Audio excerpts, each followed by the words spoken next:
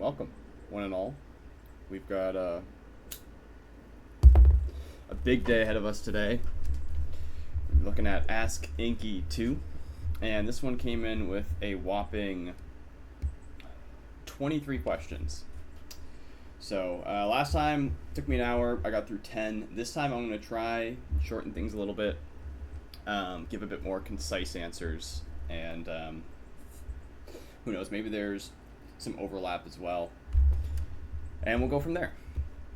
So that's the plan today. Let me just get this here set up. Should be streaming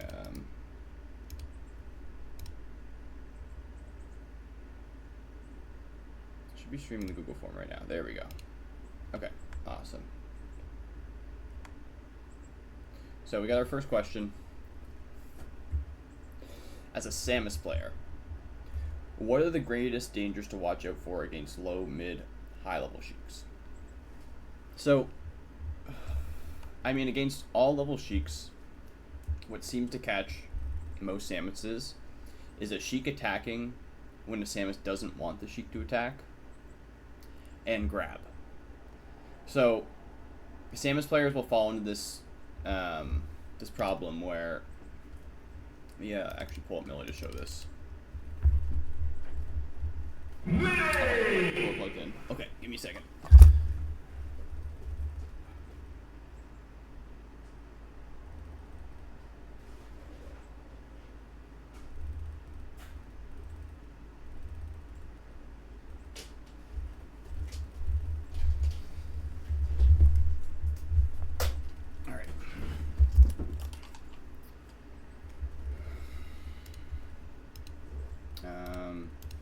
Okay, I don't know where my camera went in this one.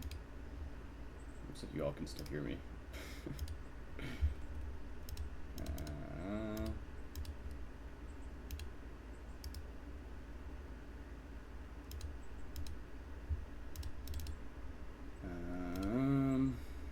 Oh, hi.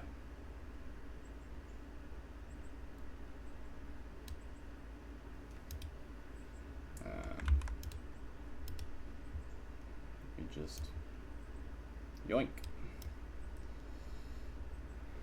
What happened to my overlay? Hold on. Okay. Wait. What's this little form doing? Okay, you know what? I'll remove this. Yeah, clearly this is going to be a much shorter video, as you can tell. Yoink. And we're back. Okay. Good enough for now. So, something that Samus has been falling to. Actually, god damn it, it'd be better to show this on training mode tool. Training mode. There we go. Awesome. So. And this applies to a lot of characters. This doesn't apply just to Samus.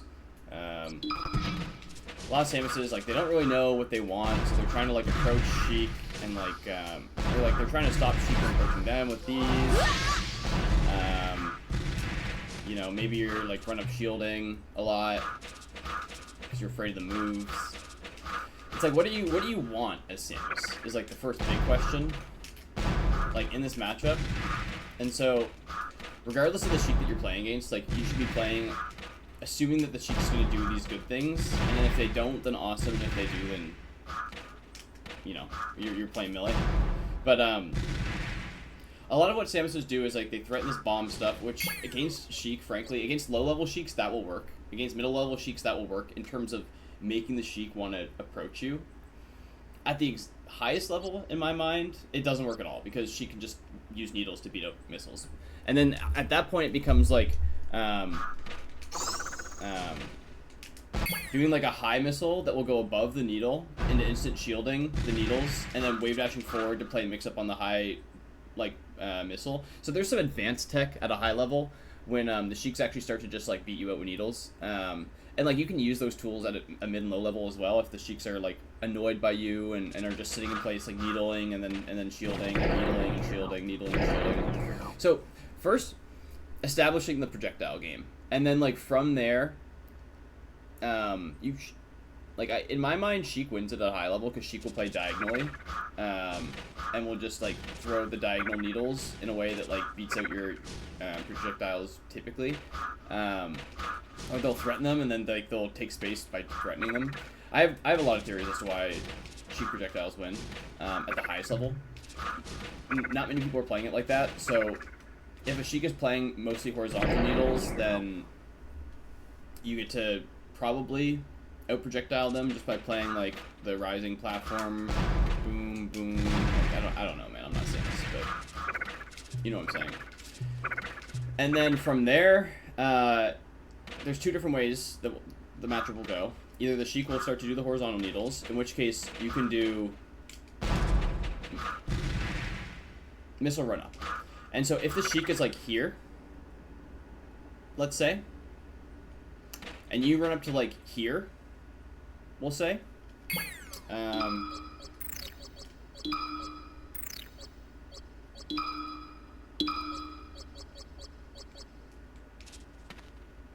So let's say that, you know, they just tried to needle, you got under them here, right? From here, there's only so many things she can do. She can run forward air, right? She can run forward something like that, something like that.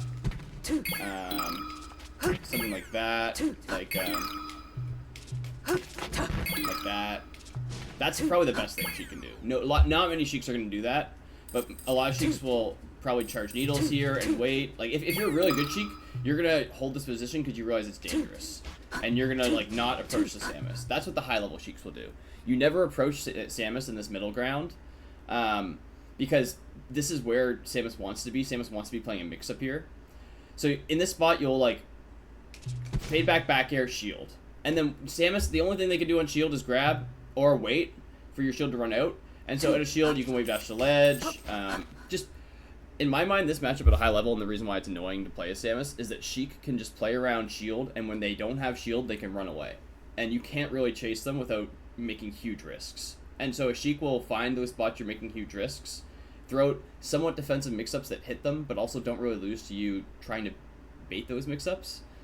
And we'll just watch repeat, like, this kind of style. And so that's the most frustrating style to play against the Samus. Most Sheiks at a low, a mid, even a mid-high level, like Fringe Top 100, are going to be trying to fight you because they're the better character. They think they can fight you. They might be fighting you with run-up shield a lot and then rolling. Like, that's a common way to fight Samus without really giving anything. But, like, they're still going to try and interact with you. Most Sheiks. And so, with that in mind, if you get within a zone like this, and then the Sheik goes for, like, a forward air, like, at this point, you have to be ready for the classic options, quote-unquote. Forward air, needle. You can run up shield if you think they're going to try and needle grab, and then you shield, just up you and shield it as Samus. But a lot of it at this point comes down to, like, spacing at a general level. How is Sheik going to want to approach the space? Like, how much space have you threatened so far? How is that going to interact with the Sheik? So, if you haven't done anything, this is your first time interacting with the Sheik, you know what they're probably going to do here? They're probably going to run up forward air you, right? Or they're going to, like, run up, shift up forward air, right? One of those things, probably. Okay? And so, let's say that they do that, and you, being the Sheik, or being the Samus player, you do what any Samus player would do here. You crouch cancel down smash, and then you go for, like, some kind of combo, you know? Whatever it is, I don't know. Oh, that was almost nasty. You see what I mean, right? I almost got a 70%. And that's the second thing. Know your combos. Know your combos off of mistech, because mistech is the money thing to hit. And then at the moment that you're hitting a Sheik or whatever on their mistechs with, like, that down air, or, like, with another down smash, or a jab reset, or an up tilt, whatever, from there you just get to stack on, like, the mix-ups where now they have to roll away. And so now you position yourself so that you can punish mistech, But so, and the moment that you've both kind of agreed, like the opponent sees that you threatened it, you see that you threatened it, then you just go for like covering a miss, like a tech away, or like just like waiting for a tech away before reacting to it, with a dash attack or a wave dash down smash, because at that point you both know you're not going to tech in place because it'd be stupid for you to. And so leveling your opponents is important. Maybe at like the lowest level, the players are always teching in place or always missing tech, no matter what you've shown. So you get to keep punishing that over and over again. Maybe at like a mid-level, they're teching away right away after that first option, and then you kind of have to follow, like, what's the most logical thing for them to do next. That's typically the mid-level, is like, what's logical? Oh, okay, they'll do this next. And then at the high level, it's like, what's wise of them to do? And so they just miss tech. Next time they're going to tech away because they're respecting you covering miss tech and tech in place. It's just better to roll away. But they might not roll away in the sense of rolling, depending on the percent. Like, let's say they're low percent, they'll probably roll to ledge, and then they'll slide off, or they'll go for like a SDI down on you trying to punish them into slide off into immediate like reversal. So that like all of a sudden there becomes a second level of nuance around the defensive game at a high level that you have to account for, and this applies to tech chasing across all characters. Like this is how I would look at it, whether you play Samus, whether you play Falco, you know, whatever. It all kind of applies on that general level of leveling people based off of their patterns in some areas. I mean, like, oh, well, the rest of their patterns are probably going to be, you know, kind of similar. And maybe someone is, like, better at neutral and sucks at edge guarding, or better at this and sucks at this. And so that just shows, like, you know, sometimes you level someone as a low-level player, but they have some medium-level habits. And so that's the nuance of humans and people that have learned in imperfect ways. And so you just kind of, over the game, slot them into different categories and different areas, and then you show them the amount of respect that they deserve based off of those areas. How that applies to Samus is that you're playing a fighting game. The amount of spacing, going all the way back here, this is going to be such a fucking long episode. Holy shit. Oh, man. Going all the way back to this spot here, the moment that, like, Sheik tries to do that, and, like, let's say you're a high percent now, and you can't crouch cancel, right? So this time you see Sheik run up like that to shield, and then immediately you start, like, you wave dash back up tilt. You know what I mean? And it's like, if this hits, you confirm it into a down smash, you confirm it into, you know, whatever. But if it misses, then this is the interaction, you know? And now you're spaced this way. What's the Sheik do? A lot of Sheiks, like, will be afraid of you doing something immediately, right? Even though you're spaced away, like, you're gonna probably try and hit in between here.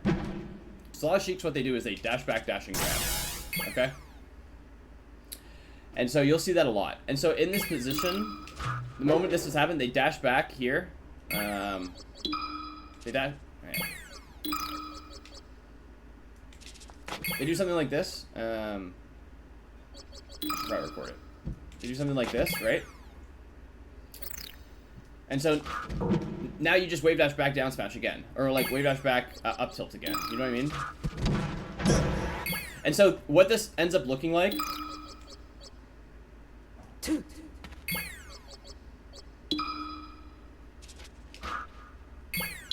What this ends up looking like if Sheik does nothing and just like waits there and shield is, which looks ridiculous.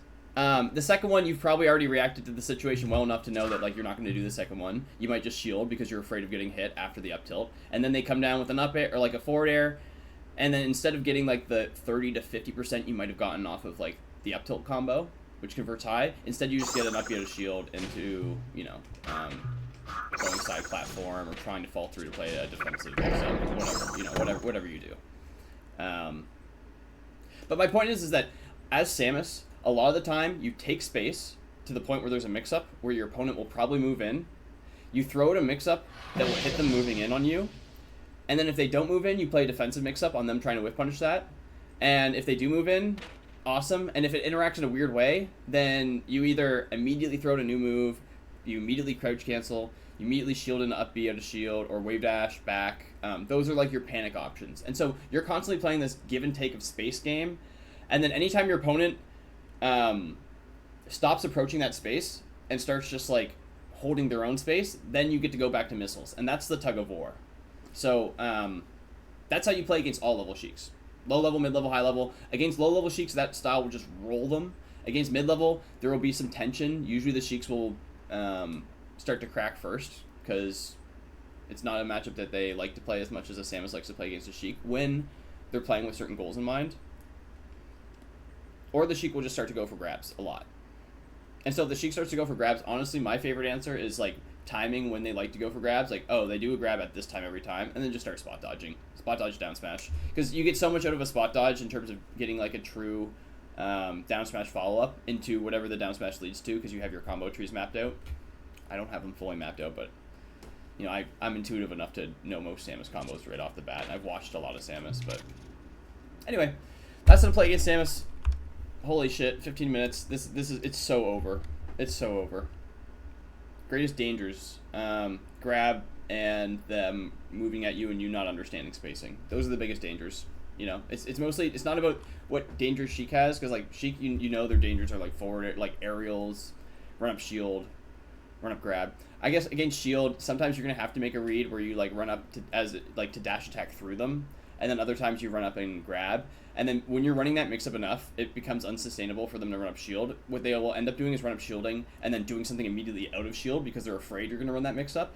And then at that point, you can like dash forward as if you're gonna dash attack, and then just space outside the shield range. And then let's say they do like an aerial to shield, like a rising aerial, then you can just jump and meet them in the middle with a forward air. So there's mix-ups at that point, but it's about spacing yourself, making them do something dumb within X spacing, punishing, or using that to like set up a good neutral interaction for yourself. Holy. And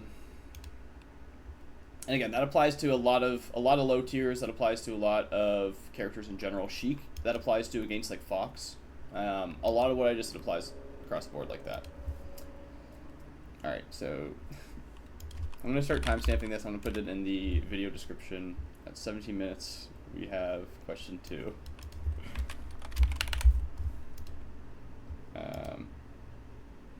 I play Luigi. How do I beat Falco? I mean, I've taken notes before on Rat Monster. I wonder if I still have those. Yeah.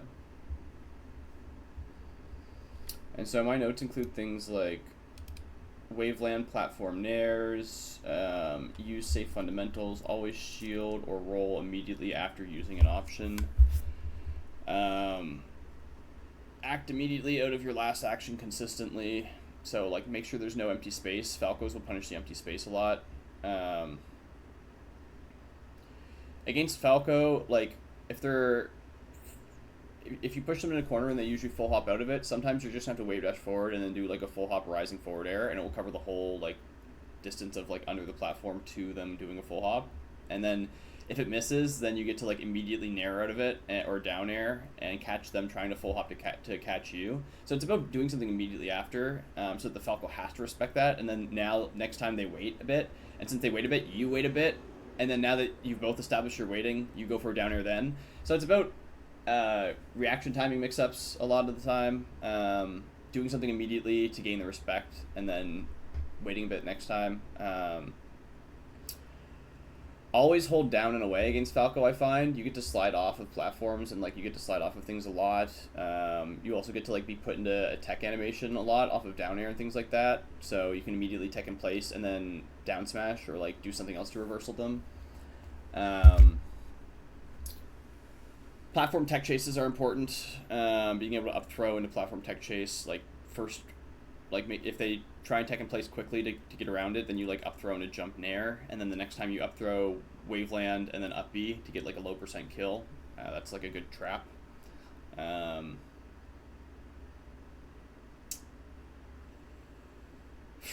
Make sure you're hitting your edge guards by doing like drop zone back air, and like waiting at the height of the Falco side B like the whole time, like floating at that height, and then like immediately upon them doing something, like hearing the side B animation, hitting them off of it. There's a lot of like small things. What else?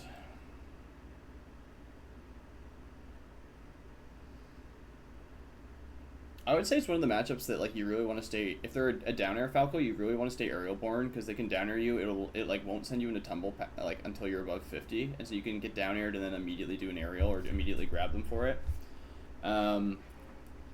Just always like never commit without committing with an option out, or without committing with like a shield out, or without committing to like a space that you want to specifically bait them to hit, and then hit like that space that you were just in.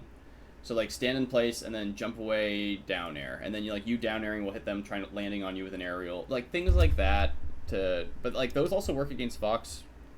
Just the ones I can think of right away with Falco, or with Luigi Falco. Okay. Who is a non-top 100 melee player you wish you could play in a tournament set that doesn't compete anymore? Oh man, there's a lot. I would love to play Armada. I would love to play Armada. God, that's probably the number one. I would love to play TTC, Touch the Clouds. They were the number one in New Brunswick. They were also a Peach player. And they back in the day, it was like them and Rick were like back and forth at like Storm the Harbor events. They were both like equal skill level at the time. So I always wanted to play them. I never got a chance to. I would love to play Silent Wolf. I think Otto's the GOAT, and just having the opportunity to play him would be awesome. I'd love to play West Balls to see like how washed they would be, because their style felt pretty like timeless at the time, and like people don't realize, like you watch like some 2.5 like VODs, and it's like they're just playing Armada for hours and hours. It's like they were like one of those dudes back then. So it'd be interesting to see how I'd stack up against like a retired former top 10 like that, who's like interesting player. I guess those are top 10. I guess I'm misinterpreting the question, because they used to be top 10 players and they don't compete anymore. At least Otto and TTC apply. Chillin' Dude was top 10 though, I think, at one point, so maybe he doesn't count. Scar, I'd love to play Scar. I'd love to play Toph. A lot of players I would love to play like that. Just for like the experience of like seeing how they play and like their style. Like I've watched it, but it doesn't, until you like really play it, you can't get a feel for like their in-game personality, so to speak. I would love that. Good question. Can you explain how ASDI down works like I'm a baby? Okay, so a couple of different ways it works. Basically, there's like crouch canceling, and then there's ASDI. So ASDI is basically what holding down but not crouch canceling is like what ASDI is. And so there's different forms of that. You can ASDI down with C-stick. And so if you're dash dancing, like let's say you start a dash, right? Oh yeah, I forgot Amelia. Cool, hold on.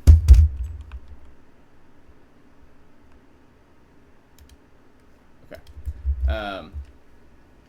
So when you start a dash, you can't do anything else at the same time, right? Like I can't dash and up smash at the same, and like I can't up smash while I'm in dash animation, right? I can't press A, or I can't press B like while I'm in dash animation and like get like a charge shot off.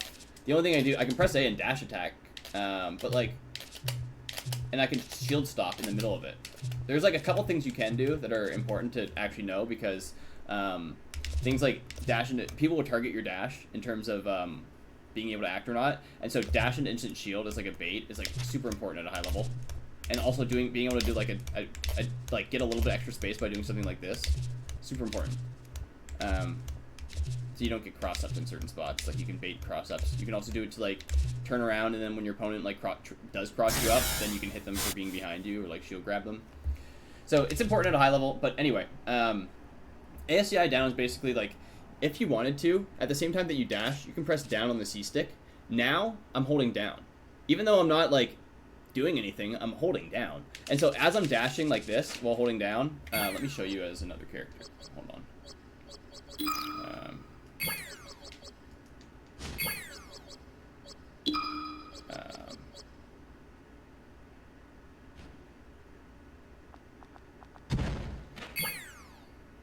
Hold on.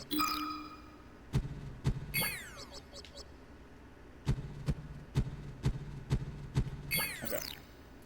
So as I'm holding down, I can run into these moves, and I'm holding down. Like I'm holding down with the C stick. So even though he's hitting me, I'm like ASDIing down. So basically, certain moves send you up in the air. If you're holding down, you're DIing down, and so the move that would send you up in the air doesn't have enough oomph to send you up in the air anymore. And so this works until like 30 to 40% against most moves with most characters, where moves that would send you up or would send you like up a bit in a way, things like that, then just send you a trajectory that will keep you on the ground. And so ASDI down, you get to like stay on the ground longer against more moves by holding down. And so you can do that with C-stick, you can do that with your regular control stick, you can do that with either of them. Top players will like do what I just did, and like they'll do a dash and then they'll hold down on C-stick and then they'll like claw. So they'll be ready to like win neutral out of like doing like pressing YA or something like that, or whatever. And then also if they if they lose neutral, they're just ready to counter you for it. They can just immediately act. And so that's part of why box is so bullshit and broken, is because you have the hold down button. So you can basically be doing that at all times, at least from what I've heard. Now I don't know if it's like if that's been patched out, but it's like that's how it works in a nutshell.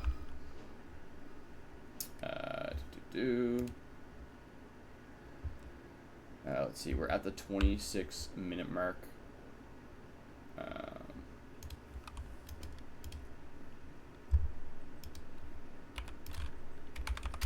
Give me 2 seconds. I'm going to relight this joint and check on my work because I'm actually doing this anyway.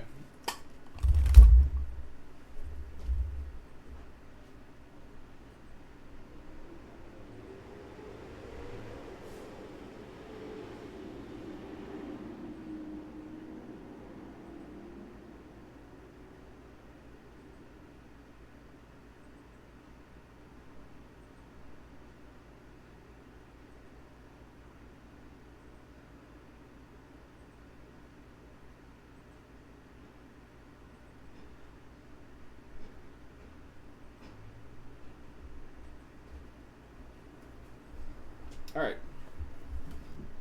Minute break over. How's your moment to get a coffee or some water? Okay, next question we have. How do I DI Marth throws as Puff so I don't get tippered? Well, you don't.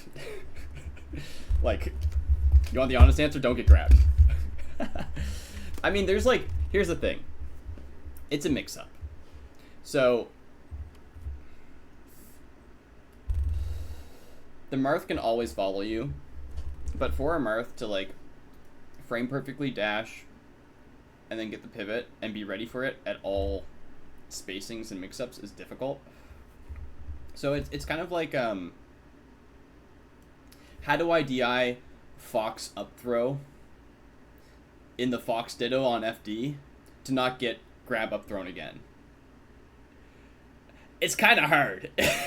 The Fox is going to up throw you again and again and again until like 84%, I think it is, where they will up throw you, and then wherever you are, whether you no DI, whether you DI away, they will shield stop up smash and they will kill you for it, guaranteed.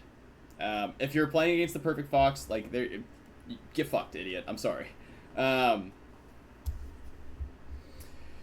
So how do you DI? Well, there's certain little things that the Marth has, and so the best way to do it is to look into Marth's like throw percents and then try and do things that are tricky around it. Like for instance, from 55 to 63%, if you are DIing, if a Marth grabs you and you DI away, Marth can just down throw tipper you without having to pivot or do anything.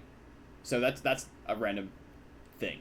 55 to 62%. I get puffs on that all the time. I get them to like 58. I grab them. They start DIing away for the tipper. I just down throw F smash them. It's so easy. Now, above 62, I think it is, you have to do like pivot tipper, and then like from 60 like 8 to like, or like 70 to like 80 plus, you have to do dash pivot back down throw dash pivot tipper on like DI in or on DI in, and then on DI away, like if you're sorry, on DI away, like for the forward throw. So in the sense of down throw, it would be DI in. Not to be confusing. If they're trying to DI in to prepare for the back throw, then you have to dash a bit further, but it's the same options and the same percent ranges. So you kind of have to look into those percents for Marth Tipper and then just play mix-ups around them in the sense of like ambiguous DI. And he can get all of them, but the chances are he's going to miss the Tipper on a lot. Sometimes it's just like you've played a couple mix-ups where you're doing like a close DI in and you died once for it, and then the next time you just full DI out. And so he might not be fully ready to get the instant dash. He's a little late. He misspaces it.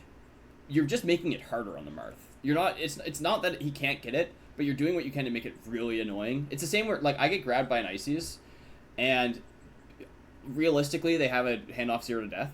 But if I do like DI out at like 0, it's like they have 2 frames to hit that input. And a lot of them, like if they're top Ices, they're so ready for those 2 frames and they get it almost every time. But because of that, like after I've done that one stock, the next stock, if they get a grab at 0 or like low percent, I do like a slight DI. And so they will dash past and try and go for the grab. Or like they'll try and like it'll like stun lock them for a second and then they'll grab in place and they'll barely miss me. Or like they'll lunge and get that grab. But then like I mash out right away because they were not really ready to get the grab. So mentally they're not really primed to go for another down throw right away to buffer it. And so I mash out before they down throw the second time. So it's all like you're playing a mental game of stacking your opponent defensively to the point where like they get pressured out of like with hard ambiguous options to the point that they get pressured out of following up with what is a guaranteed follow-up. That's a lot of defensive mix-ups in Melee, not just this. Like this is a microcosm for a lot of defensive gameplay. Good question. Okay. People talk about learning the start of tech animations frame by frame for reaction tech chase. This is something that should theoretically be done with all moves from all characters. People are actually doing this aside from the top level. Should we as NS Melee be doing this? Yes and no. Like anything infers information. So like what you're not really trying to like.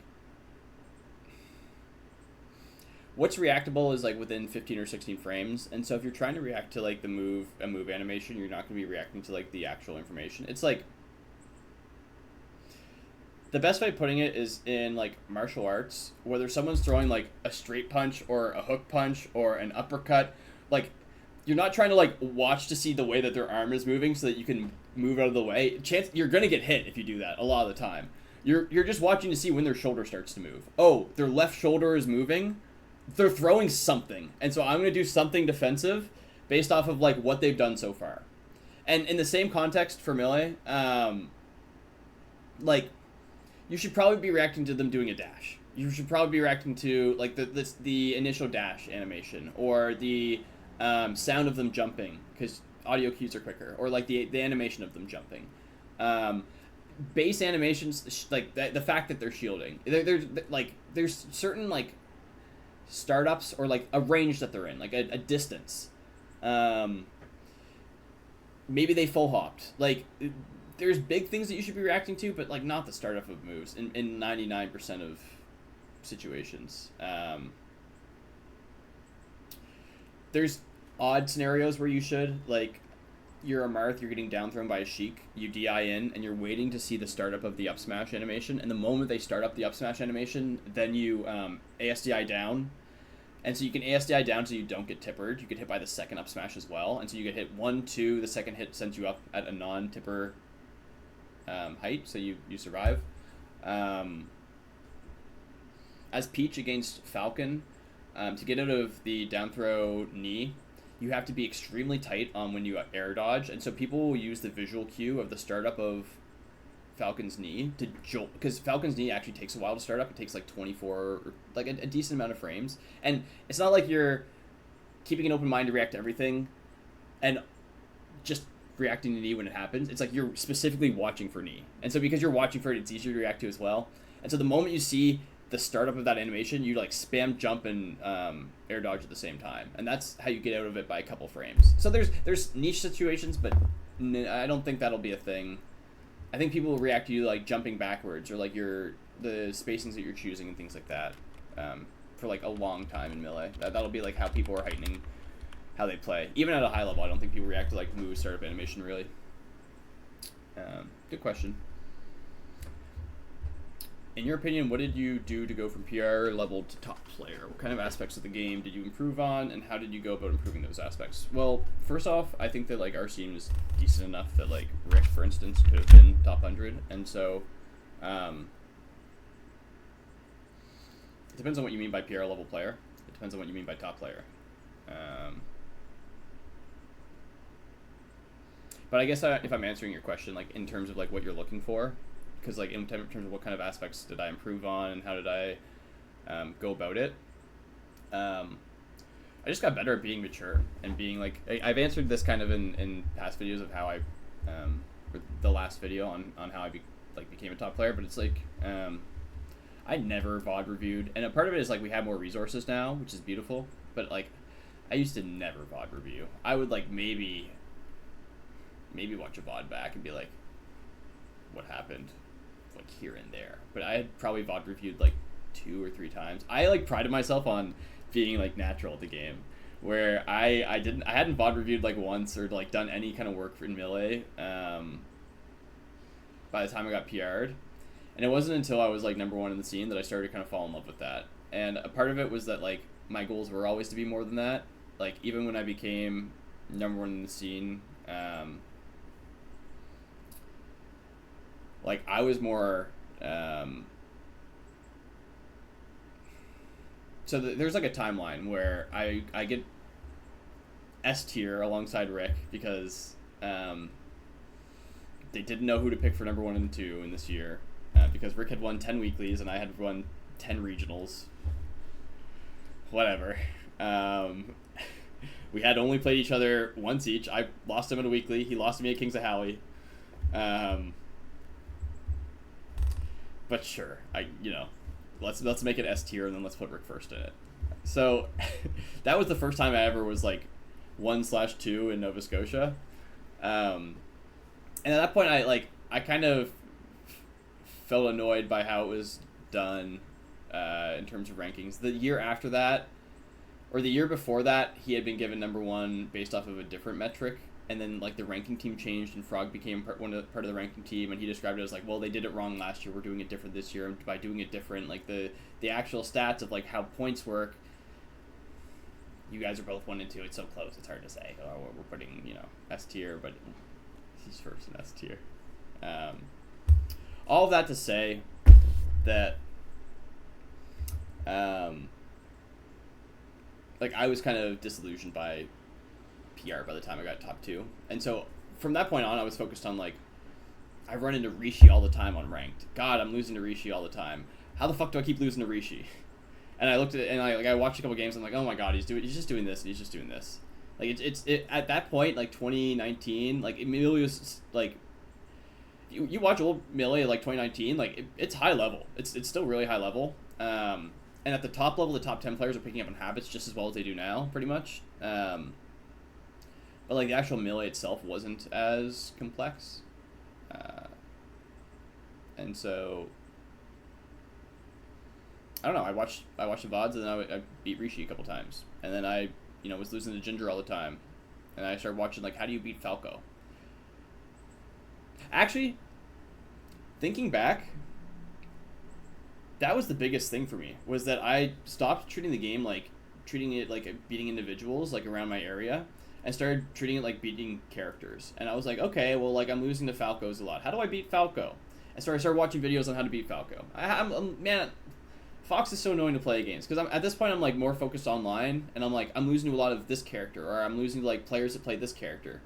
And so I was doing a lot of just like character work, like watching like the Sheik Deconstructed video and going through from matchup to matchup and just like taking in information. Like I made this document here called the Inky Archive. Oh god, no. Get me out of here. Get me out of here.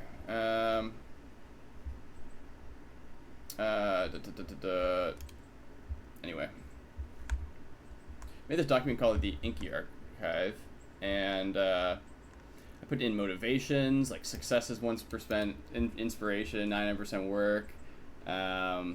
Holding tension is like a big thing that like I started to like think of as a important thing. Like I think I wrote this one 2 years ago, so this is fairly new. I wrote this thing about like the perfect player like in 2020. I have my like game things I used to like want to practice a lot. I have like tasks, so like practice using C-stick to buffer things. Like I wasn't doing that properly. I need to auto cancel options into doing the next option immediately. This is like 2021 stuff. Run cancel up tilt. These are things, and so when I'm like warming up, like before a game, like I'm doing the 1 minute warm up, I'm practicing like a lot of these things that like I used to like not be good at, that I'm like okay at now, but that aren't my best things. And so I'll just like do a lot of this back and forth. And then once I feel good at those things, all the other things that I'm good at will just fall into place, and I'll just be like a more full player. Is how I see it. Looking at melee physics on hitbox interaction between Fox and Sheik, Falco Sheik. So you know, I used to do a lot of notes like this, and I had general thoughts. Again, it's been a while since I've done this. A couple of years, as you can see. Like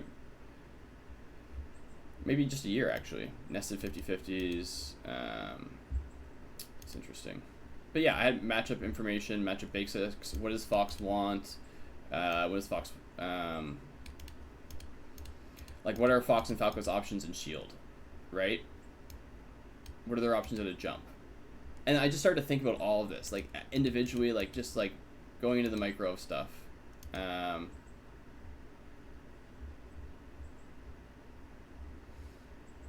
Is it just, like, looping one page? What is happening?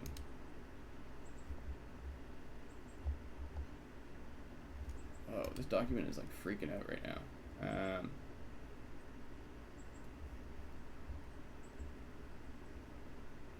Bringing me back to that same page.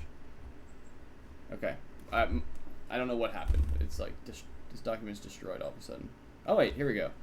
No, never mind. Just looping this. Why is this the footer? What happened?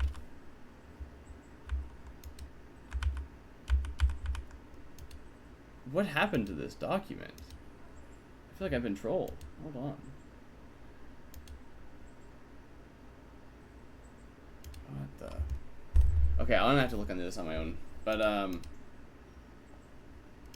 have this evil footer, but I don't know what happened. There, it's gone now. But anyway, yeah, so I have matchup notes here for each matchup. Things to practice against Samus. Like I had little notes from playing against Morse code. Samus jumps in fair, I DI in a way that I can punish, so like DIing, like spam DIing in. I need more needle cancel fakes, I need more narrative shields when being approached. Taking little notes each time. You know, I would lose to a Samus, or I would, you know, beat a Samus but still feel like it wasn't good enough, and then I would watch it back and take little notes. And they just compound over time. What's the question again? What did I do to become a top player? Melee combo percents, like you can jab pre-35, you can jab reset until this percent. Human aspects of melee, my own mentality. I get angry when I lose to people that I don't think I should lose to. If we both played at the same level, what upsets me the most? I just broke down like what upsets me about melee. Like what are the things that are making me upset? How do I change my mentality to not feel that way? I just monologued like a lot of my own mentality, and so you kind of like you just become a better and a more wise and a more well-rounded player over time from doing this over and over again. I did melee lessons, and then I took specific notes. I had a lot against Eric back in the day. CPU 0, Morse code. I did some set analysis of like other people, and then all of this is like me after this. Me versus Falco, me versus Crudo, me versus Eric again, me versus Frog, versus Axe, Junebug, Secrets last year, SDJ, HBox, Crudo, Lunar Dust, Ehad, Zane, Xohi, maybe, J McFaud, lowercase hero. So, and like a lot of it is like notes on their habits, as well as like how I like need to play around that. And I'm just patching myself to be a better player each time, patching in the field of melee and like all the other top players that are around. oh, this person likes this person likes this. And you fill out the puzzle. There's a big puzzle of Melee. You fill it out slowly. That's how you become number one in the world. The more frantic you are and the more you commit to it, the more places you travel to, the more you commit to making Melee the forefront, the more variable practice you get by just putting yourself out there, the better you get, as long as you're always learning and you're always approaching it that way, that like you're trying to take as much as possible from it. So you become a top player. Would you ever do coaching free or not? I do coaching, believe it or not. $20 an hour. It's less than I make at my job. Let me actually timestamp this question. Hold on. As well.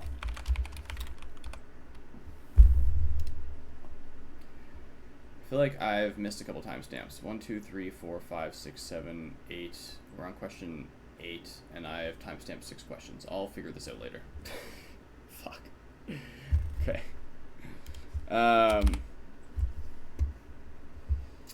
Yeah, $20 an hour right now. I want to do $30 an hour, but I just feel like I wouldn't get as many people if I did, so I'm doing $20 an hour. Hit me up.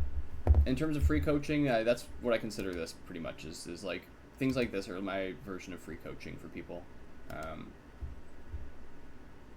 And, you know, I mean, people have specific questions, I'm down. Or someone really wants an analysis session, they don't have the money for it. I understand. I've been there too. We can talk about it. But, yeah, you want coaching, hit me up. Either way. What does having a good work ethic mean in Melee? Means watching back the VODs, even if they hurt. It means when you're playing in practice, always thinking. Always focusing on new things, like your spacing, your time, like things that like you are already doing but you could maybe be doing better, and just like focusing on them in different spots, like trying to recreate the same spots, like just being very proactive in the way that you play outside of just playing the game. Good work ethic is doing that all the time. The moment you're just sitting down and playing, or like playing, like sometimes playing other characters is good if you're like really voraciously doing it instead of just like, oh, I'm gonna play this character and see how this feels. Oh, like this situation happened. Oh, cool. And then you just like figure it out over time versus like, oh shit, this happened. What can I do next time? Like just being on top of, being sharp, being very in it, and then also being willing to watch the VODs back if you don't have answers right away.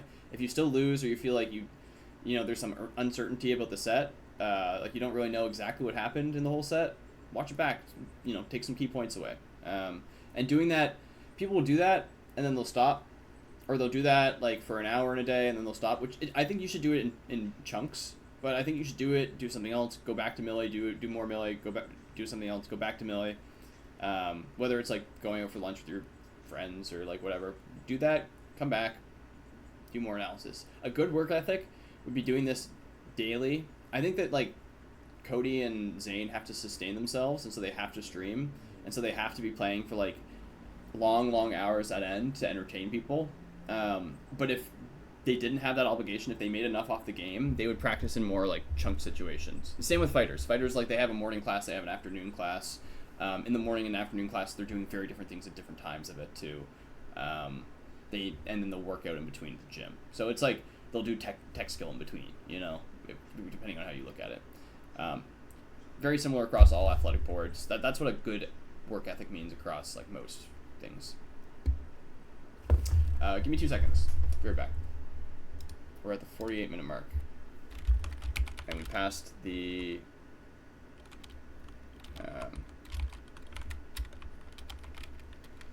first 9 questions. So, hats off to us. Give me 2 seconds.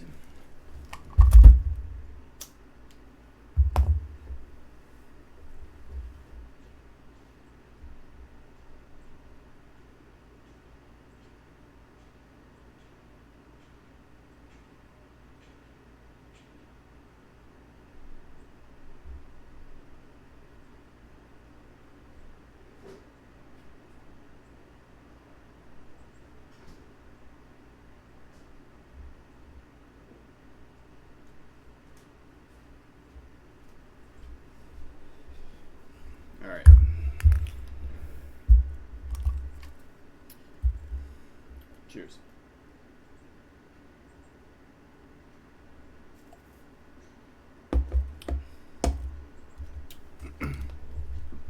What's the greatest dangers Ashika's looking out for against Samus? That's funny. Funny question. I mean, it kind of goes back to my 15-minute long answer at the start. You know, you're looking out for Samus's threat ranges. You're looking out for dash attack. You're looking out for up tilt if you like are running into them. You're looking out for them timing you basically, and you're looking out for them timing your spacing. It's kind of like playing against Peach. It's the same thing, except Samus is more limited than Peach. You're looking out for if like you're jumping a lot, then maybe they wait for you to jump. Like, let's say you jump and then you do a falling aerial. Next time you jump, they might do a rising aerial to meet you and hit you first. How do you react to that? Next time, like, are you just going to keep jumping and then doing a late aerial, like, whenever you do jump? Well, then every time they see you jump, they're going to meet you in the middle. So then next time you might have to jump and then double jump and then land on them doing a forward air with a down air. Or next time you might have to short hop and then do an instant aerial, landing auto cancel, you know? You just got to know what tools you have. If you don't know your tools, then you get stuck in the Tsukiyomi of like playing the same neutral interactions with Samus over and over again and getting caught by them. Watch out for crouch cancel. Crouch cancel is really scary. Auto cancel fair versus fastball fair are two different timings for him to crouch cancel down smash it. And if you do instant shield out of either one of them, he's probably gonna miss the timing. So doing aerials in instant shield, very important. You can space a back air, and the down smash probably shouldn't hit off of it if they're at like above 50. So you can back air, they down smash, and then you can dash and grab after, but you have to wait because if you try and dash them right away, the down smash will hit. All these little sneaky things. You just have to respect Samus. Like, do things from afar, see how they react, and then next time you can do another thing if you think you can. My wave dash is really inconsistent. Do you think it could be a control issue, or do I just suck? Could be both. Like, I can wave dash on a vanilla controller, but I have a trigger plug. You can see this L here. I can push it in the whole way. You can see how much time it takes. This is my R button. I use this for light shield, and so that's why I have like the full L, the full like light press, which is here, and then the hard press there. Now this one here, I have my light shield disabled. I can only hard shield, and so you can see how far it goes down. Just this much. So I'll push them both down at the same time. See how far each of them go down. See what I'm saying? Like, this one here goes down so much quicker because of the trigger plug in it. 2.7 millimeters I think is mine right now. I want to get a 2.8. I started off with like a trigger plug that like only removed like half of this transition time, and then over time as I've gotten better, I've like I've elongated the plug more and more and more, so there's less travel time in me pressing L, so I can do quicker responses out. And so that's just like how I personally got better at wave dashing over time, is by doing that over and over again. Everyone has their own way of doing it. Some people just use the light press, I think, to wave dash, which I think is crazy. I think. Maybe I'm wrong, but could also be it could be a controller issue. It could be that you suck, because like you can, again, if I fully press, then I can do it. And I have strategies where like sometimes if I want to, like I just power shielded, I might do like a wave dash to shield with my R. Even though my R is like, it has that whole extra travel time, I might just do it right away. So if you suck at it, think about what you suck at. Do you suck at, like, are you doing short ones? Why are they short? Are you just not pressing the control stick right? Are you getting off the ground for too long? So that means you need to be pressing R or L earlier. Like, you need to really break it down and take what exactly is going wrong. Oh, I'm not pressing L early enough. I'm pressing Y and L at basically the same time, and so I'm getting a misinput each time. I need to be pressing L a little bit later. And once you consciously slot in how you're making that mistake, brains do an incredible job of like fixing things for you. If you're playing wall ball and like you're throwing a ball against a wall constantly, like your brain is just figuring out how you're gonna grab the ball. You're not really like, you don't really need to think about it. A lot of it's intuitive. But if you're missing it, and you're like, man, I can't reach this ball that's over here. Why is it? You might need to think, oh, I need to shuffle step, or I need to take an extra step. And until you do, you're never going to break that barrier. You're always going to miss that ball.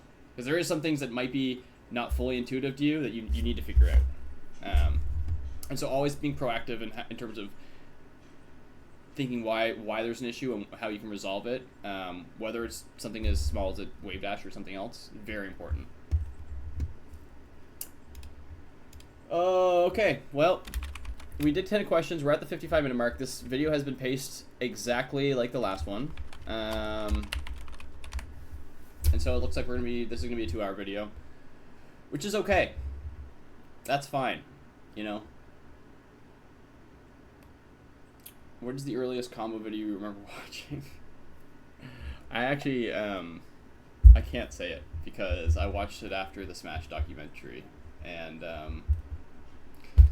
during the Mango episode, like, a certain scene happens where he, like, has money, and he, like, he wins a tournament and he spells something with his money, and then my friend who had showed me the Smash doc was like, oh, you know, he actually has a combo video named that as well.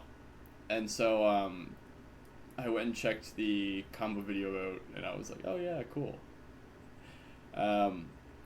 You know what, better answer, I don't really remember the actual combos in that combo video. The earliest combo video I remember the combos in was I Killed Mufasa. I loved I Killed Mufasa. There was also, I think it's called Perfect Dark. Nasty old video.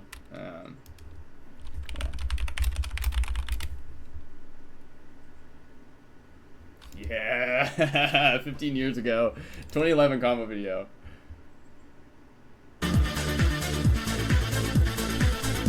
Hold on. Even the fastest player is limited by the speed of his fingers, or his mind's ability to control them. Speed is not a factor. The theory becomes reality. This is the beginning.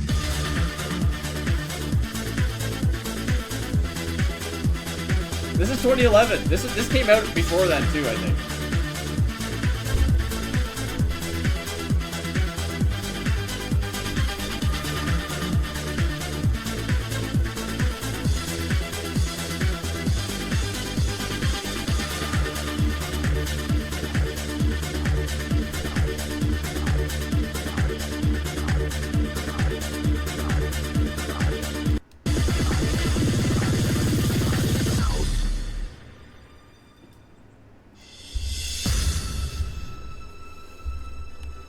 Dude, this is like...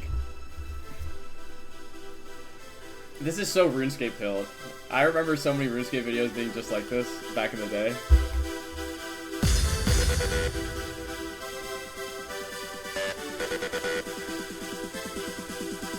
Rocky.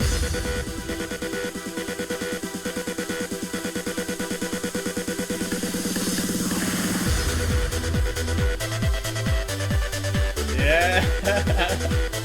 Dude, the Force Smash bait in 2011? Yeah, like that? Oh. Oh.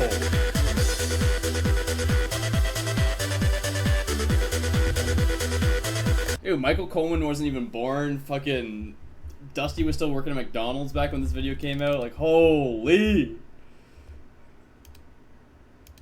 Legendary video. Legendary video. That's a good one. Good question.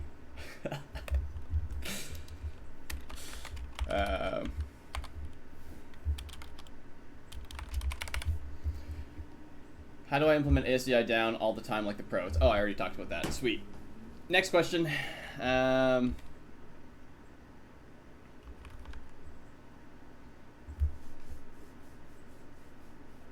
I mean, otherwise, so one other thing I could add to it actually is like when you do inputs, so like when I dash, what I always do, and I don't do C-stick down myself, I dash quarter circle.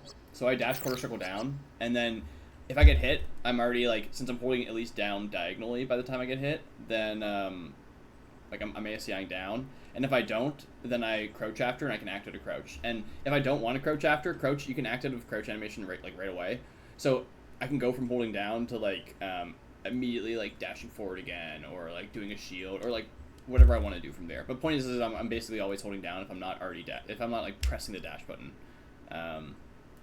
Very rare you won't see me just holding down in general.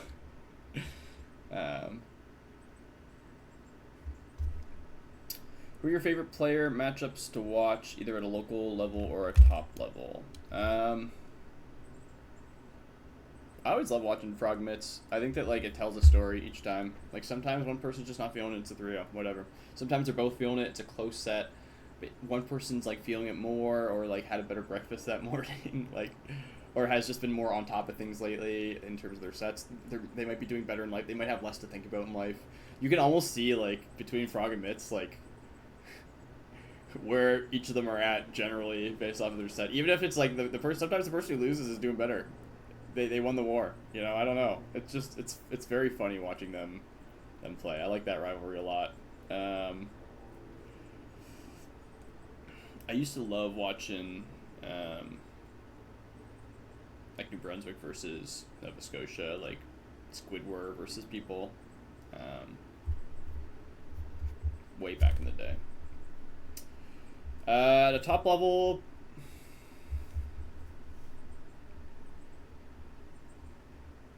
I like Monkey Zane these days. I think that one of these days he's going to just destroy Zane. Like, he's just going to win a set outright. And Zane's going to be like, yeah, I wasn't playing that well that day. But, like, it's going to happen soon.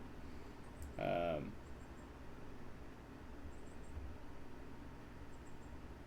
like watching Sunsei versus most players. I think he's super interesting to watch, win or lose.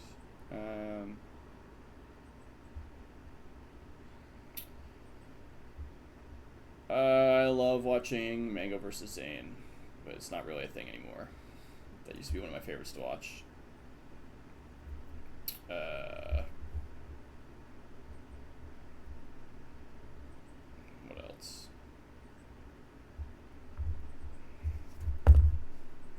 I like Rat Monster versus everyone. I loved watching Rat Monster versus Moki. I thought that was super sick to watch. I would love to watch that set again. I like the Rat Monster Zane beef right now, but I feel like Zane's just gonna get better and just beat Rat Monster soon. Rat Monster, I'm afraid for. I don't know. There's probably a lot more. Right now I don't really have a lot of good answers for that question. It's a good question. I used to love watching like all the old God matchups though. Those were like my favorites back in the day. I used to love watching like Leffen versus Zane too, and like when Leffen was around. Like frankly, most of my favorite matchups to watch are like they don't really exist anymore.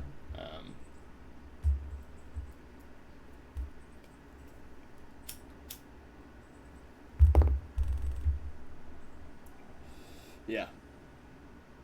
I think that's the problem with top level Miller. I can't really think of many. Whereas in the past, I'd be like, oh, this one, this one, this one. These are my favorites to watch. It's easy. Now it's like, I don't know, man. I don't know.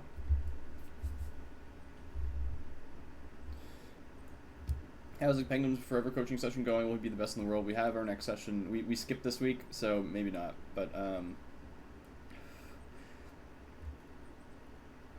otherwise, they've been going well.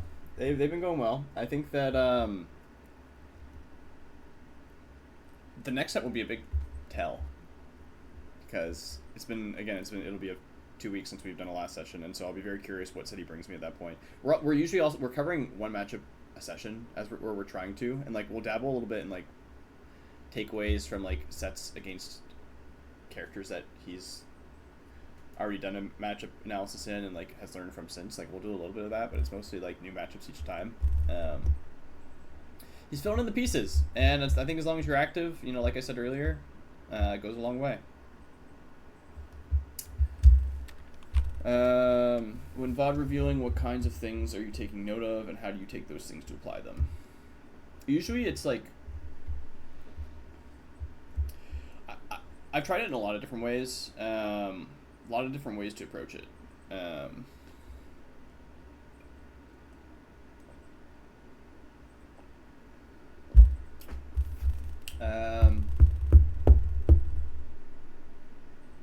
I would say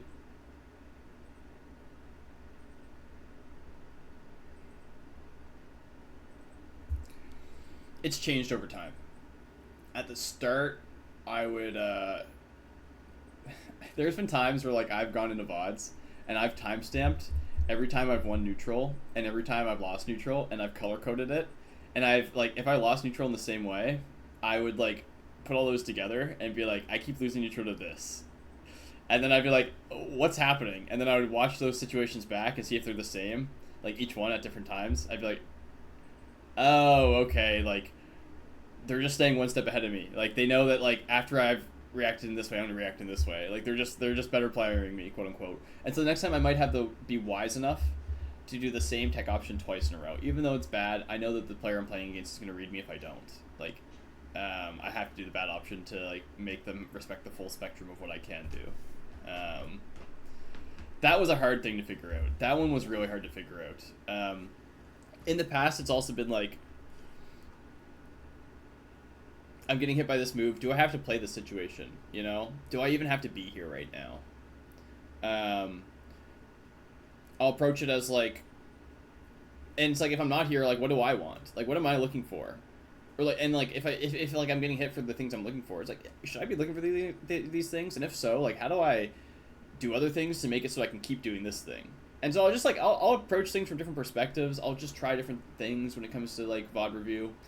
A lot of what I take note of is like when my opponent's reacting, like when my opponent decides to react to something. Like, oh, they made the decision here. Okay, well, where was I at that time? When did they make this decision? And then the next time I'm in that zone, like the next time my character is there, I'm like, oh fuck, they're about to react to me being here and do something. And then like I'm so like I'm ready, you know, I'm ready. And so it's like, when does my opponent react? What's their cadence of when they react? Like, did they react right away each time? Like, are they waiting and reacting? Wait, react, wait, react. Did they wait extra long this time? You know, what's their cadence like? Depends on if I'm like doing analysis for myself or for someone else. Whether I'm doing it for a matchup, whether I'm doing it for a specific player matchup. Look at different things. Good question.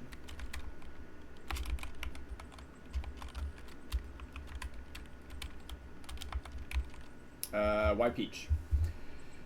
Peach is one of the few characters I haven't really figured out on the Peach side. Like Marths, I've touched the surface of like what Marths want.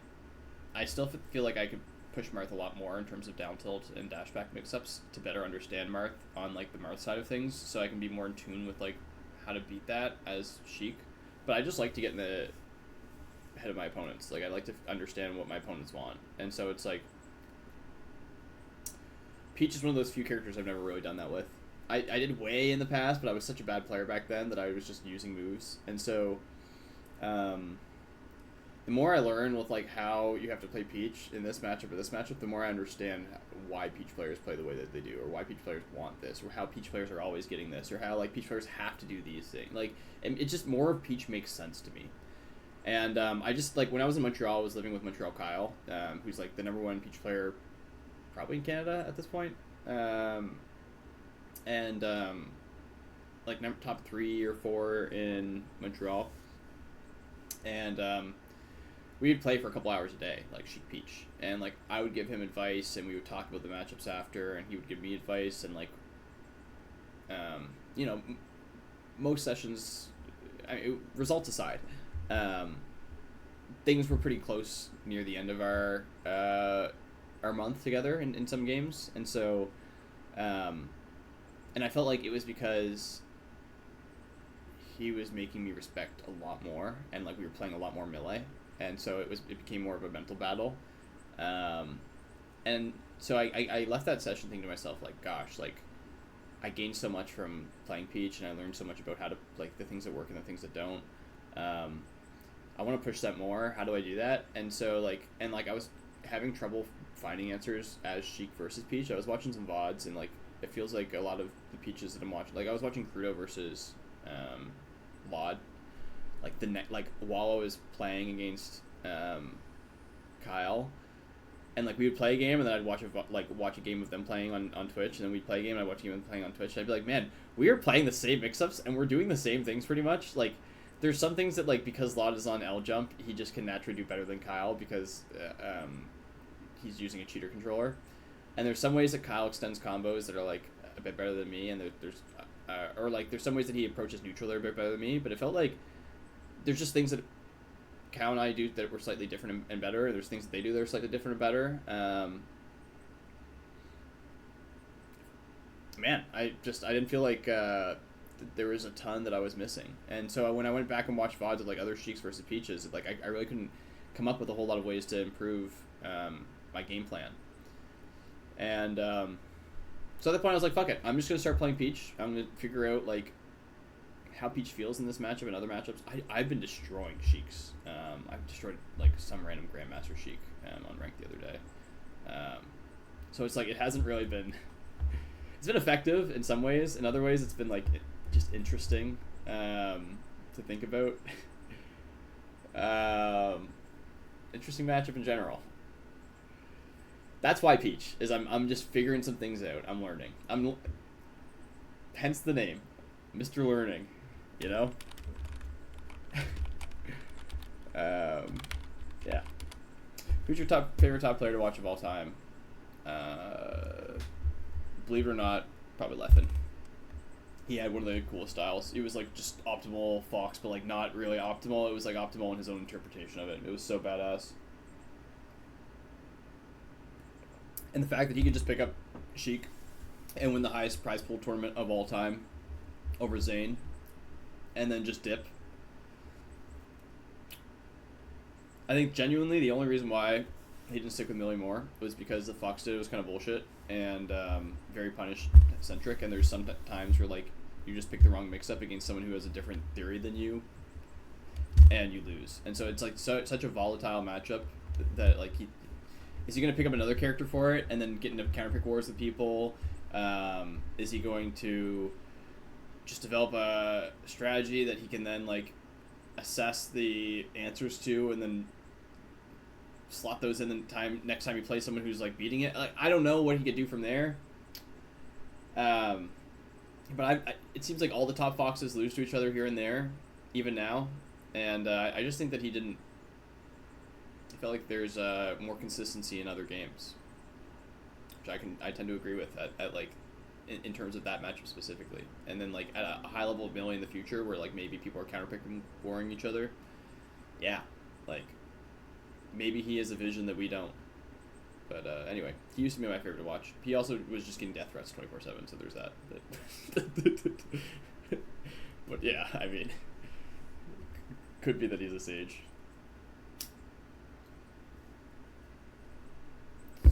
Other than that,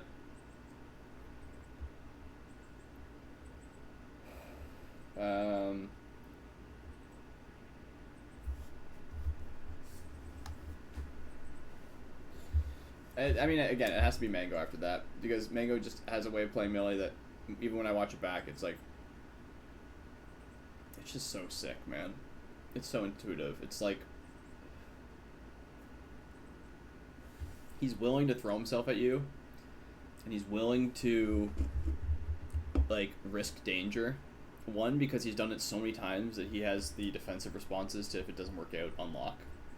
And two, just so he can get information as to how he can throw himself at you more accurately in the future. And it's like, sure, like, he does play defensive a lot. Like, sometimes you have to, like, play defensive to make your opponent, like, get out of that corner that they're in, to, like, draw them out. And then you just, like, the moment that they do, you fight them, and then the moment you've done that once, you can use that to take that space the next time, so they're not just, like, poking you from the corner in, like, annoying way. Like, he plays, like, Mewtwo King or things like that. Sometimes you have to do that, right? But if you watch him, you like, watch the way that he approached the game, so fucking sick in terms of, like, if you'd like to watch an interactive fighting game versus, like, a fighting game of who wants it more in terms of, like, edging each other out by grinding from, like, a poke position and, like, not really risking a whole lot. The weird thing is that, like, I think everyone likes that when it comes down to, like, the end of a set, when, like, both players have, like, respected each other to the point that they can't give anything. And it felt like in those spots Mango thrived as well, where he would just, like, be that guy to always know when to get that shield into perfect shine or wave dash shine at a shield and to convert it perfectly. So it's like almost like the Daigo versus Justin Wong Evo moment, you know? He was, like, always ready to make one of those happen. And so yeah, that's why those are my favorite players to watch. I don't even know why I'm bothering with timestamping anymore. It's, like, such a mess that, like... Anyway. How do I whiff punish Fox? That character cheats. Yeah. Depends on the move. Depends on... with good spacing and timing. You know? That's how. Or if the move... like, knowing if the move is whiff punishable or not. Good spacing and timing / hitting them for what they do after the whiffed move. So it's like sometimes they whiff a move and then they spot dodge. Sometimes they whiff a move and dash back. Sometimes they whiff a move and then do this. So it's like sometimes you just have to go for what they do after the whiffed move, and other times you can just space and time it. If you're already ready for it, like if you know what they want, you can space and time around it, and then like reversal them off it. If they're like ambiguous enough, a lot of time you have to like see what they do after the move, then hit them for that, and like you play a defensive mix-up while you. Oh, dude. Don't ask me that, man. I'll get in trouble for answering this. Because my answer is no.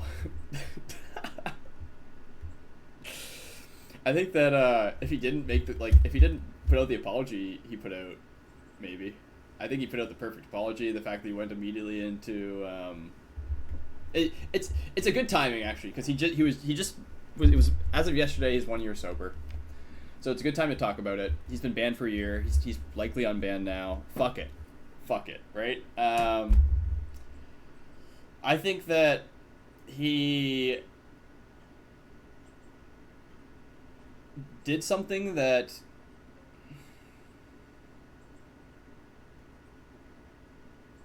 at least requires a good talking to.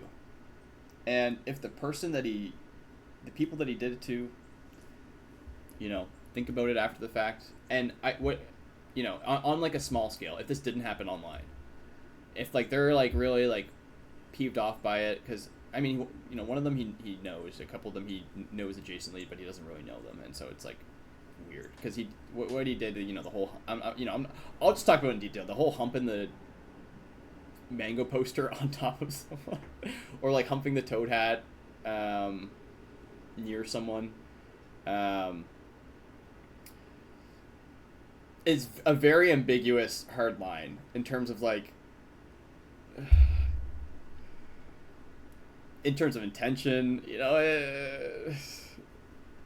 like he's a fucking idiot, but I don't think he's like doing this because he's like a pervert, and I think that's a big difference in terms of intention. And I think that he recognized he's a fucking idiot, and that like on a scale where like there are children watching, where there are people watching that are part of these other communities that have no idea who he is, that have no idea anything outside of this one entertainment related event that they're watching, it sets a terrible precedent. And if nothing happens, if there's no discussion about it whatsoever, if it's like, haha, that's just Mango being Mango, then like people out there, weirdos out there, are gonna think, hey, like, I want to be like Mango, and like I want to be funny, and then they like might try and dry hump some girl while they're drunk from behind, and then this girl doesn't feel like she can go to parties anymore because this fucking weirdo just did that. And all this was caused by this one event. And I can see like a butterfly effect and why there needs to be some form of punishment because of that. Totally get that. And outside of even like the individual's experience, I can't remember her name, streamer, and like how they interpret it. Like I don't know what she took from it. I hope that she wasn't too miffed about it. I didn't see anything.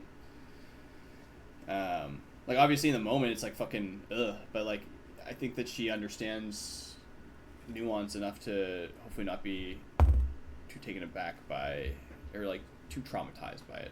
Is what I'm trying to get at. Really weird situation. Really interesting nuance situation. I think that between his apology and him losing a sponsor that pays him like $200K or something ridiculous a year that they were paying him, that feels to me, and like being banned from all Ludwig events, going sober, that to me feels like enough. And then if something happens again like this in the future, immediate ban. And then, you know, you need to take some time to away from the community, and when you come back, you know, things are going to be different. You've had there. I think people forget that social repercussion is a very real thing, and like the social repercussion alone, if it doesn't change you, maybe nothing will. And so, I think people need to be given that grace of not having everything taken away from them in their life before, depending on like how much damage they've caused. Before I don't know, before counting them out completely. And so I think that, like, again, between the apology, between the lost sponsor, and between the social repercussions of everything, I think that would have been enough. I don't think he needed to be banned. I think Millie is also bad enough off as it is, which should be, you know, is completely aside from the point. That shouldn't be taken into account at all. But yeah, I think let the man play, and then, you know, it's the ultimate testing ground to see him at tournaments. You know, now we still have no idea. It's been a year. We don't know. You know, is he going to be good? Is he going to be not? He's been sober for a year, so I would say we can trust it, man. But anyway, that's all pretty much all I have to say about that. I think that that frustrating thing is that I talked to a lot of players who felt very similar, that like he shouldn't have been banned. But like that group isn't allowed to speak up because of like the weird Twitter crowd that exists right now that will immediately lump you up as like a sexual predator apologizer, and that like you must support acts like this just because you want to discuss the nuance of it. And I think that's dangerous. But yeah, I don't know. I'd be curious to hear what other people like to think. I've already heard a lot of opinions on it already. Yeah. Anyway.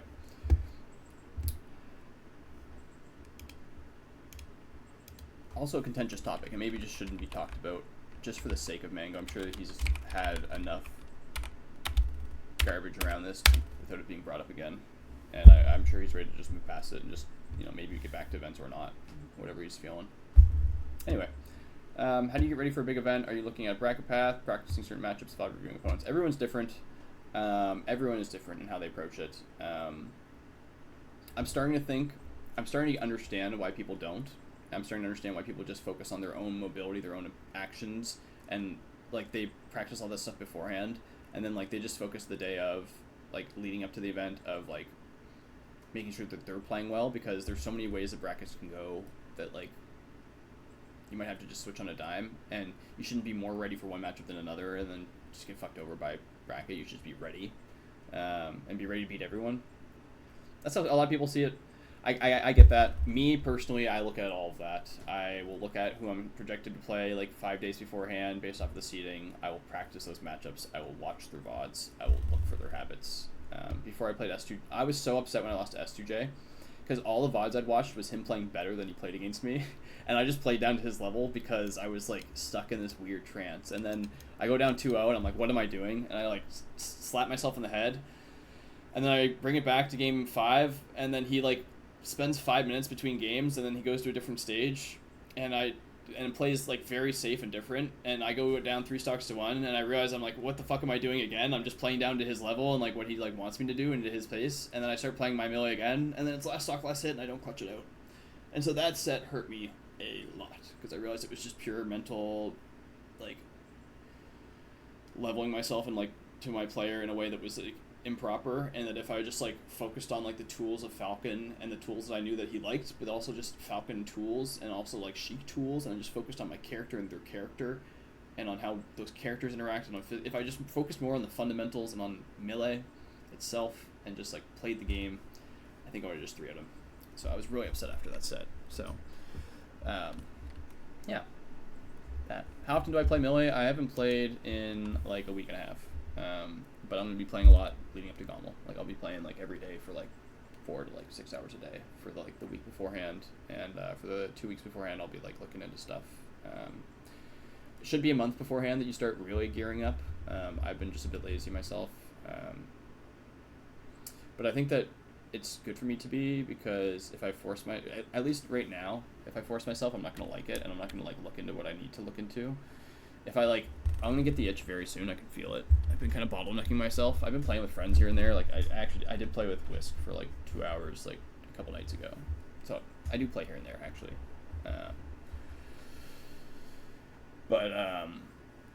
Yeah, I'm gonna be really playing when I get that itch in like a week or so to practice for Gommel. I've been like telling myself things with Gommel, like how I want to do well. I've been telling myself about how like I've been like picturing the event and like how it's gonna be like in an annoying venue, but like how like I can focus on the million. And so like I'm getting myself in the mindset to like really practice right now.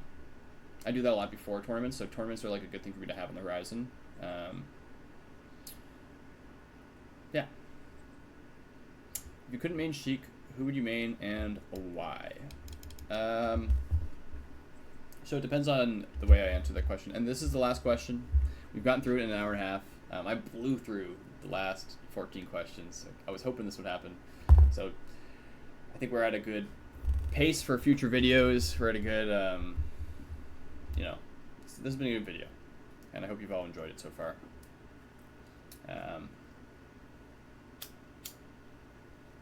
How often did I used to play Melee? 8 hours a day, every day, because I work from home, and I used to have a job that, like, I've always worked from home jobs, and so I used to work a call center where I would just answer calls while I was playing Melee, and I'd be on call with like Chris, like King Pie High, and he'd like listen to me like, "Thank you for calling ResMed. Like, how can I help today?" And like I'm just like comboing him at the same time.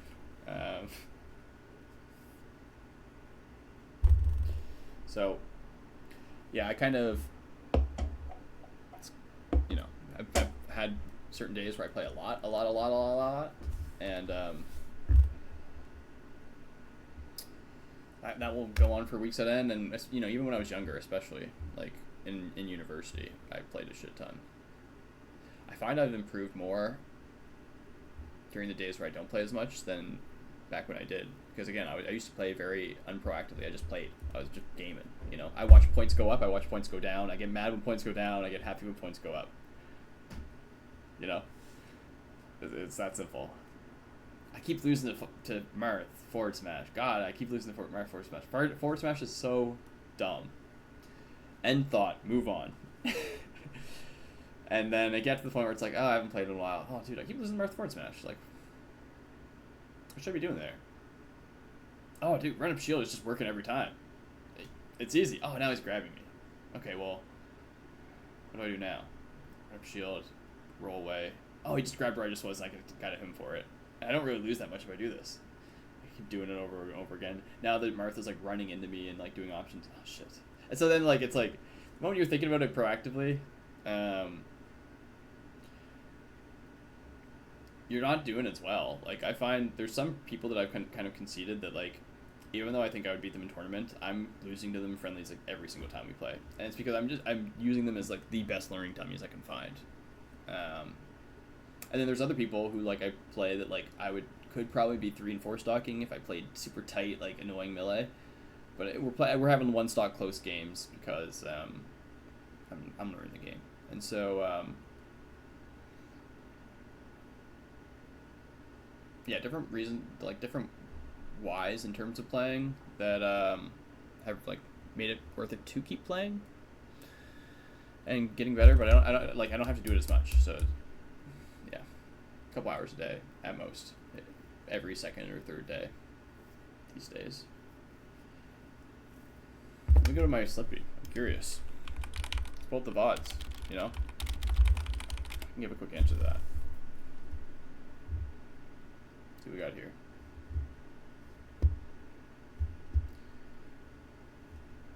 It's loading.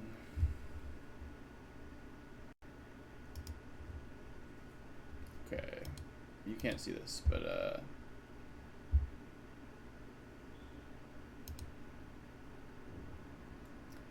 okay, last time I played online was June 28th. That would be 3 days ago. I played from 4:40 p.m. until 8 p.m. I played for 4 hours. Now, the first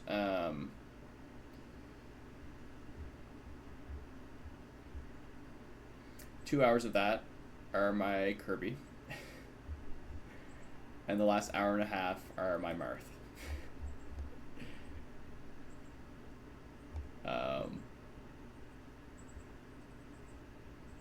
I also played that morning for an hour with my Falcon and my Kirby. I played the day before that with my Captain Falcon and my Peach for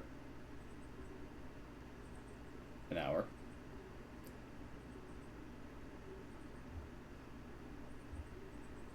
Two hours, 3 hours. And then I hadn't played for 4 days. So then 4 days before that I played for a couple hours, it looks like. So yeah, I'm playing like 2 to 4 hours a day every 3 or 4 days.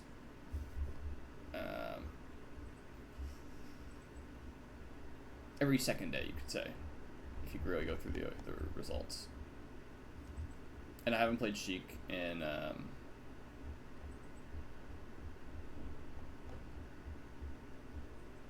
fuck, man.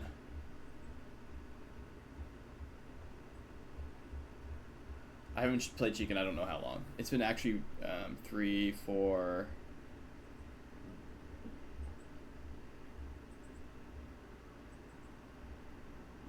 Have I not played Sheik in a month? This is crazy.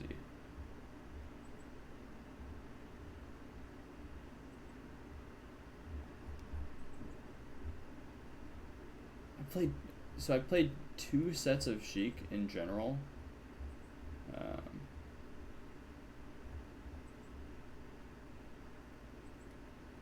In the last month. Last time I played Sheik was June 3rd. Played a big session then. By big session, I mean 6 games.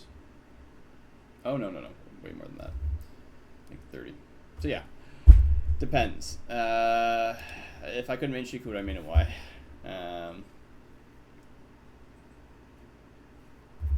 That's crazy. I haven't played Sheik in a month. I hadn't even thought of that. If I couldn't main Sheik, I would probably main... If I could, I would main Fox. My wrists can't handle it. If my wrist could handle it, I'd be top 10 in the world. I'd be a Fox main right now. It'd be so easy. This game is so easy with Fox. Real answer. It'd be Fox, and I would just win against everyone.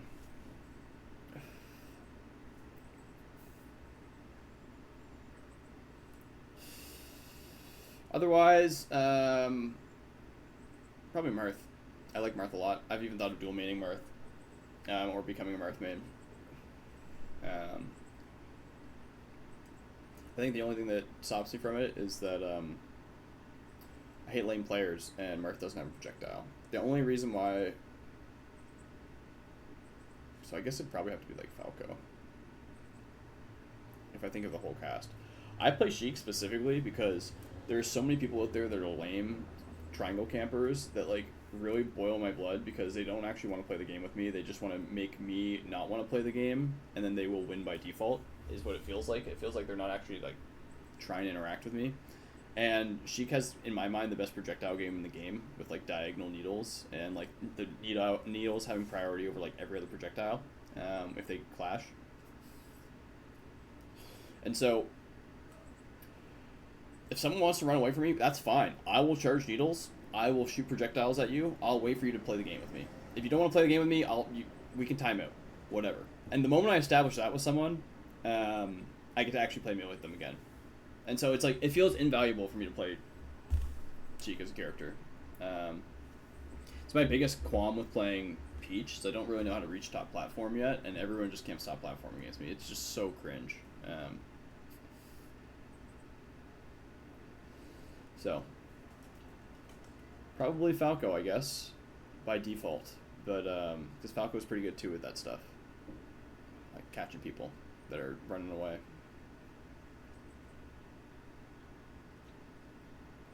Falco's also sick, man. Probably be Falco. I could fall in love with Falco. Again, I don't know if my wrist could handle Falco. I know they can't handle Fox. I don't know if they can handle Falco. So it might even be a moot point. Yeah. Anyway, hour and a half. Here's my messy room again. 10 subs. I make my bed. So, I don't know, 10 subs on YouTube even. Thanks for tuning in. And I'll see you guys next week.